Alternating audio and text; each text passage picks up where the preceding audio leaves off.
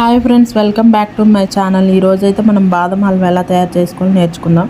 ఫస్ట్గా నైట్ అంతా నానబెట్టుకున్న బాదం పప్పుని ఒక కప్పు పాలు పోసుకొని మెత్తగా పేస్ట్లా తయారు చేసుకోవాలి. తర్వాత స్టవ్ మీద ఒక కడాయి పెట్టుకొని అందులో తగినంత గీ వేసుకొని అది హీట్ అయిన తర్వాత ఒక 1 స్పూన్ బొంబాయి రవ్వ వేసుకొని అది కూడా ఫ్రై చేసుకొని ముందుగా పేస్ట్ చేసుకున్నటువంటి బాదం పేస్ట్ని కూడా వేసుకొని చక్కగా పచ్చివాసన పోయే వరకు దాన్ని బాగా ఫ్రై చేసుకోవాలి.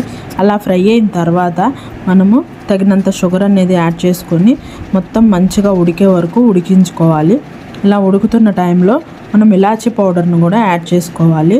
మంచి సువాసన కోసం ఇలాచీ పౌడర్ కూడా యాడ్ చేసుకొని 2 మినిట్స్ అలా కలిపి పెట్టుకొని తర్వాత మరికొంచెం నెయ్యిని కూడా యాడ్ చేసుకొని మనం మంచిగా ఉడికించుకోవాలి. ఇలా మొత్తం అంతా మంచిగా దగ్గరగా ఉడికే వరకు ఉడికించుకొని స్టవ్ ఆఫ్ చేసుకొని మనం ఒక గిన్నెలోకి తీసుకోవాలి. ఇదే ఫ్రెండ్ ఇవాళ వీడియో. ఈ వీడియో కానీ నచ్చినట్టయితే మా ఛానల్ని